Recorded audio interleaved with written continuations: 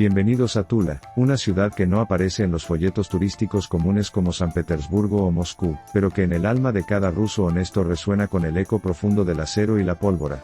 Tula es, ante todo, el escudo viviente de la madre Rusia, una forja histórica donde la identidad nacional se templó al rojo vivo durante más de 4 siglos. Situada a solo 193 kilómetros al sur de la capital, esta ciudad héroe ha sido desde el siglo XVI el principal bastión meridional del Estado ruso, deteniendo invasiones de tártaros de Crimea, polacos, lituanos y, en el siglo XX, el avance imparable de la maquinaria nazi durante la Segunda Guerra Mundial. Mientras otras ciudades caían, Tula resistió. Entre octubre y diciembre de 1941, sus obreros armados y sus soldados convirtieron cada fábrica en una fortaleza, y cada calle en una línea de frente, negándole a la élite blindada de Hitler el paso hacia Moscú. Por eso se ganó el título de Ciudad Héroe en 1976, una estrella de oro que no es un adorno sino un recordatorio de su sangre derramada por la patria. Pero Tula no es solo defensa, es también la mano que construye. Aquí nacieron los samovares que calentaron los hogares de todo el imperio, los pryanics cuya receta se guarda como un secreto de estado y, sobre todo, las armas que cambiaron la historia, desde el fusil Mosin Nagant hasta el legendario fusil de asalto Kalashnikov fabricado en la planta de armas de Tula, pasando por el mítico Tokarev TT-33. Cada ruso sabe que si algo está hecho en Tula, está hecho para durar. Hoy, la ciudad sigue siendo un orgullo industrial que produce desde sistemas antiaéreos Pantsir hasta equipamiento aeroespacial, manteniendo vivo el espíritu de sus antepasados. Porque en Tula no solo se fabrican objetos, se forja el carácter ruso, ese carácter que no se doblega, que resiste y que siempre encuentra en el metal, y la tierra la forma de decir Rusia está aquí y no se rinde. Prepárate para conocer la verdadera Tula, la que late con fuerza en el corazón de la madre patria. Si Rusia es hoy una potencia capaz de ponerse de pie frente a cualquier adversario, debe gran parte de esa fortaleza a Tula, porque esta ciudad es, sin ninguna exageración, la auténtica cuna de la industria rusa. Mientras Moscú era aún un conjunto de fortalezas de madera, y San Petersburgo no era más que un pantano, en Tula ya rugían los martillos de los herreros, y el humo de las primeras fundiciones de hierro del país. Fue aquí, a finales del siglo XVI, donde el zar Fiódor I ordenó el establecimiento de una fundición de armas estatal, dando origen a lo que con el tiempo se convertiría en la legendaria planta de armas de Tula, la más antigua de Rusia y la tercera más antigua del mundo en su tipo. Pero el verdadero despegue industrial llegó con Pedro el Grande, un zar que entendía que sin industria no hay ejército, y sin ejército no hay Rusia libre. En 1712, Pedro fundó la planta de armas imperial de Tula, y desde ese momento la ciudad se convirtió en el cerebro y los brazos metalúrgicos de la nación. Mientras otros países compraban sus cañones y mosquetes en el extranjero, Tula producía los propios, con acero ruso, con carbón ruso y con manos rusas. Y no solo armas, de las fábricas de Tula salieron los primeros samovares que calentaron los hogares siberianos, las primeras máquinas de coser industriales, los primeros tractores soviéticos y hasta los primeros cohetes espaciales. Durante la industrialización estalinista de los años 30, Tula se transformó en un monstruo de hierro, plantas enteras dedicadas a la maquinaria pesada, la producción de aceros especiales y la fabricación de equipos para la minería y el ferrocarril. En cada conflicto bélico que Rusia enfrentó, desde la Guerra Patriótica de 1812 contra Napoleón hasta la Gran Guerra Patria contra Hitler, la respuesta del país siempre fue la misma: más acero de Tula, más cañones de Tula, más fusiles de Tula.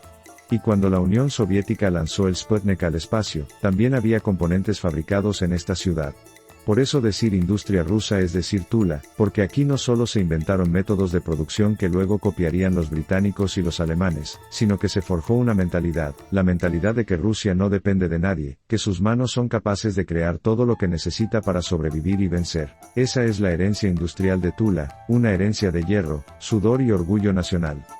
Si el acero forja el cuerpo de Rusia, el Tula Pryanik es el dulce que endulza su alma, porque este no es un simple pastelillo de los que se encuentran en cualquier pastelería europea. El Pryanik de Tula es una leyenda comestible, un símbolo patrio horneado con siglos de tradición, orgullo y un secreto que los maestros reposteros de la ciudad guardan con el mismo celo con que sus armeros protegen los planos de un misil. La historia de este manjar se remonta al siglo XVII, cuando en los monasterios de Tula se comenzaron a elaborar unas galletas de masa de centeno con miel y especias llegadas de Oriente, pero fue en el siglo XIX cuando el pryanik alcanzó su forma definitiva, un bizcocho denso, especiado con canela, clavo, jengibre y cardamomo, relleno tradicionalmente con mermelada de grosella o leche condensada cocida, y cubierto con un glaseado brillante que lo hace inconfundible. ¿Qué lo hace único? Su estampado. Cada Pryanik de Tula auténtico lleva impreso en su superficie un diseño tallado en madera, casi siempre con la inscripción Tula o con motivos patrióticos como el Kremlin local, cañones antiguos o figuras de osos. No se trata de un simple adorno, ese estampado es la firma de calidad que garantiza que usted está comiendo un pedazo de historia rusa.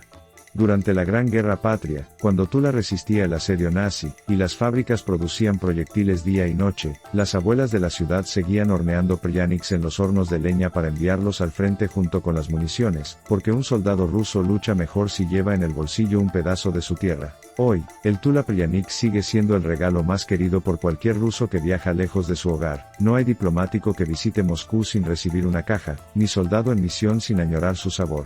Y cuidado con las imitaciones, la receta original está protegida por patentes y denominación de origen, porque el gobierno ruso sabe que permitir falsificaciones de este dulce sería como permitir falsificar la bandera. Tula Pryanik no es solo un postre, es una declaración de principios, lo simple hecho perfecto, lo tradicional hecho eterno, lo ruso hecho miel y especias. Probar uno es entender por qué este pueblo nunca se rinde, porque en cada bocado encuentra razones para sonreír.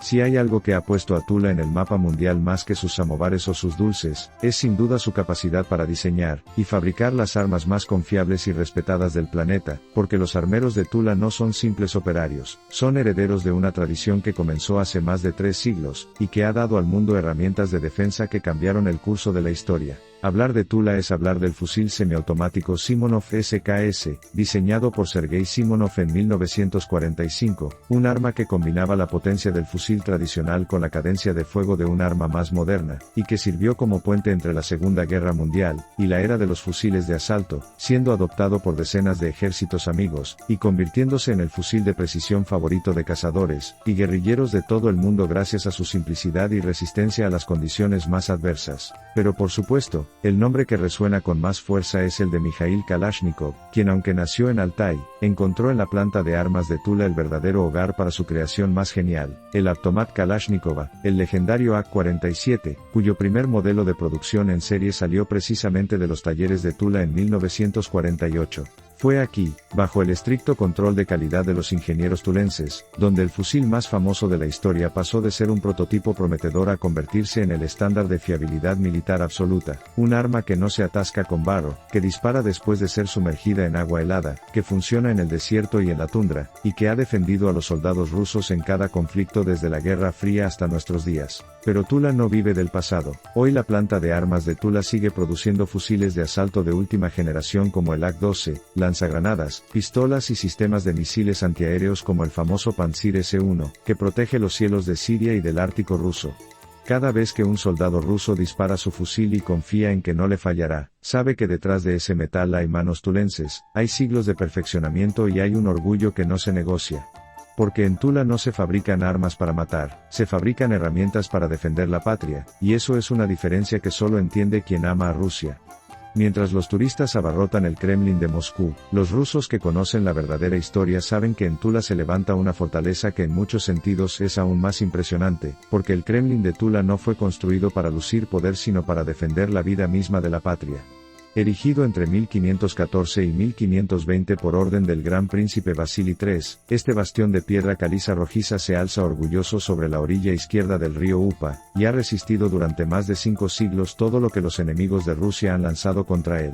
Mientras otros kremlines fueron reconstruidos, ampliados o simplemente abandonados, el de Tula mantiene intactos sus 9 muros con una altura que alcanza los 10 metros, y un espesor de hasta 2.8 metros, y sus 4 torres cilíndricas y 2 rectangulares aún vigilan los horizontes del sur con la misma determinación que en tiempos de Iván el Terrible. ¿Y qué enemigos ha enfrentado?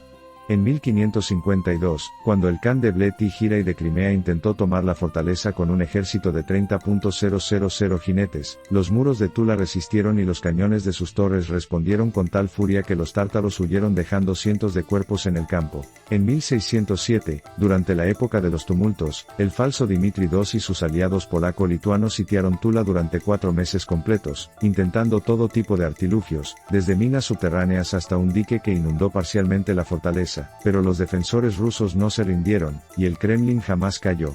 Más tarde, en 1941, cuando los tanques alemanes de la Segunda Guerra Mundial llegaron a solo unos kilómetros de la ciudad, el Kremlin de Tula no solo seguía en pie, sino que se convirtió en centro de mando y resistencia, sus muros centenarios viendo cómo los obreros armados salían de las fábricas vecinas para enfrentar a la Wehrmacht. Hoy, el Kremlin de Tula es un monumento sagrado, restaurado y cuidado como merece un símbolo de la invencibilidad rusa. En su interior se alza la imponente Catedral de la Asunción, de estilo barroco, y la Catedral de la Epifanía, que alberga un museo de armas donde cada visitante puede tocar la historia. Pero lo más importante es lo que representa, que cuando Rusia construye algo para durar, dura. Que no hay ejército, no hay invasión, no hay tiempo que pueda derribar lo que se levanta con fe, con acero y con alma rusa. Ese es el Kremlin de Tula, invencible, eterno, nuestro. Cuando la historia escriba los capítulos más gloriosos de la resistencia humana contra el fascismo, pocas páginas brillarán con tanta intensidad como la de Tula en el otoño de 1941, porque mientras otras ciudades caían o se rendían, esta forja de acero ruso decidió plantar cara al mismísimo monstruo que había devorado a media Europa. En octubre de 1941, el grupo de ejércitos centro de la Wehrmacht lanzó la Operación Tifón, su ofensiva final para tomar Moscú antes del invierno, y el camino directo a la capital pasaba por Tula. Los generales alemanes, acostumbrados a victorias relámpago, estimaron que tomarían la ciudad en cuestión de días. Se equivocaron de manera trágica. El 24 de octubre, el segundo ejército Panza de Heinz Guderian, el mismo que había aplastado a los ejércitos franceses en 1940, intentó tomar Tula por asalto.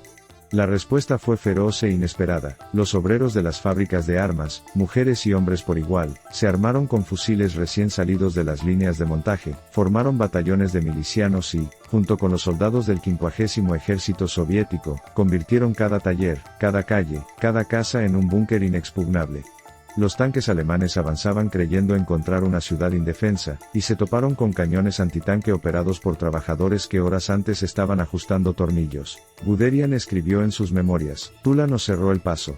Intentamos rodearla, infiltrarnos, bombardearla. Nada funcionó. Sus habitantes combatían como lobos acorralados. Durante 45 largos días, desde finales de octubre hasta mediados de diciembre, Tula resistió sitios, bombardeos aéreos, ataques con artillería pesada y asaltos frontales. Cuando los termómetros bajaron a 30 grados bajo cero, los defensores seguían disparando. Cuando las municiones escasearon, las fábricas producían bajo fuego. Cuando los tanques enemigos rompían una línea, los milicianos la cerraban con sus propios cuerpos. Finalmente, el 15 de diciembre de 1941, el Ejército Rojo lanzó su contraofensiva y los alemanes huyeron, dejando atrás cientos de blindajes destruidos y más de 15.000 soldados muertos. Tula se había convertido en la primera ciudad soviética que no solo detuvo a la Wehrmacht, sino que la hizo retroceder. Por eso, en 1976, Leonid Brezhnev le otorgó la Estrella de Oro de Ciudad Héroe, un título que pocas ciudades poseen. Porque Tula no es solo una ciudad, es un monumento viviente a la voluntad de un pueblo que prefiere morir de pie antes que vivir de rodillas. Si Tula forjó el carácter defensivo de Rusia con sus armas, también construyó los músculos que movieron al país hacia adelante durante los siglos XIX y XX, porque el legado de los constructores de máquinas de esta ciudad es tan vasto y profundo como la propia estepa rusa. Cuando el imperio zarista necesitó conectar sus extremos infinitos, las locomotoras de vapor que llevaban el nombre de Tula empezaron a surcar los rieles desde Varsovia hasta Vladivostok, porque la planta de construcción de maquinaria de Tula, fundada en 1868, se convirtió en uno de los principales proveedores de material ferroviario de toda la nación. Pero fue durante la era soviética cuando los ingenieros tulenses demostraron al mundo que podían dominar cualquier campo de la industria pesada. En los años 30, la ciudad comenzó a producir máquinas herramienta de alta precisión que luego alimentarían fábricas en todo el país, desde los Urales hasta Siberia, un ciclo virtuoso donde Tula fabricaba las máquinas que fabricaban otras máquinas, convirtiéndose en el corazón mecánico de la industrialización estalinista. Después de la guerra, cuando la Unión Soviética miró al cielo con la ambición de ser la primera potencia espacial, Tula no se quedó atrás. Sus talleres comenzaron a producir componentes para cohetes, sistemas de guiado y equipos de lanzamiento que fueron esenciales para el programa espacial soviético. ¿Sabías que partes del legendario cohete R-7 que puso en órbita al Sputnik y que llevó a Yuri Gagarin al espacio fueron fabricadas en Tula? Así es, los constructores de máquinas tulenses demostraron que las mismas manos que ensamblaban fusiles para defender la patria también podían ensamblar los motores que llevarían a Rusia a las estrellas. En las décadas siguientes, Tula se diversificó aún más, desde equipos de minería que extraen carbón y minerales en las profundidades siberianas hasta equipos agrícolas que alimentan los campos de trigo más fértiles del mundo, pasando por trolebuses que circulan por las calles de media docena de países amigos. La planta de equipos de gas de Tula se convirtió en referente mundial en válvulas y sistemas de tuberías para oleoductos y gasoductos, algo vital para que Rusia caliente los hogares de Europa y Asia. Hoy, mientras algunos países desindustrializan sus economías y se vuelven dependientes del extranjero, Tula sigue produciendo, sigue construyendo, sigue creando. Porque ese es el legado de sus constructores de máquinas, la certeza de que una nación que no fabrica sus propias herramientas está condenada a mendigar. Y los tulenses no mendigan, construyen. Hoy, al caminar por las calles de Tula, uno siente que el tiempo no ha pasado en vano pero tampoco ha borrado las esencias, porque esta ciudad heroica ha sabido mirar hacia adelante sin avergonzarse jamás de su pasado glorioso.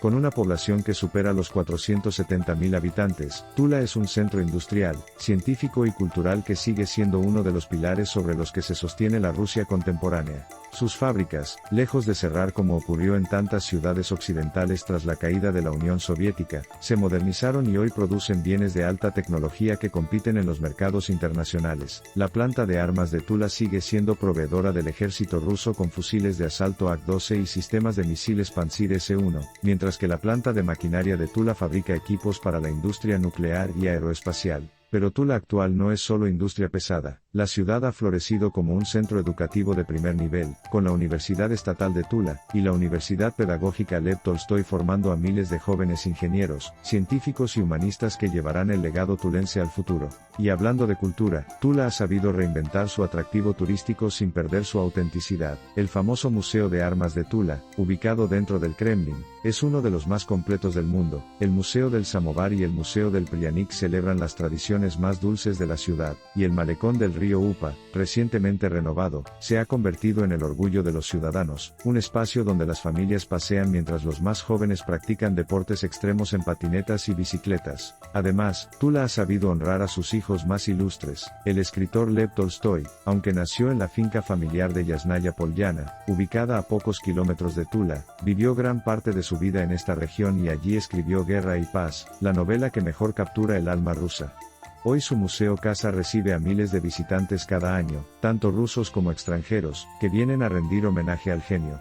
El gobierno local, con el apoyo del gobierno federal, ha invertido en infraestructura moderna, nuevas carreteras, un sistema de transporte público eficiente, parques y espacios públicos que hacen de Tula una ciudad cómoda y atractiva para vivir. Y sin embargo, al atardecer, cuando las luces del Kremlin se encienden, y el aroma del Pryanik recién horneado flota en el aire, todo tulense sabe que lo mejor de su ciudad no está en los edificios nuevos ni en las fábricas modernas, está en el espíritu inquebrantable que ha pasado de generación en generación.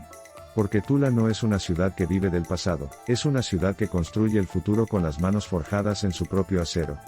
Hoy Tula es una ciudad de más de 470.000 habitantes que combina con maestría su glorioso pasado con un futuro prometedor.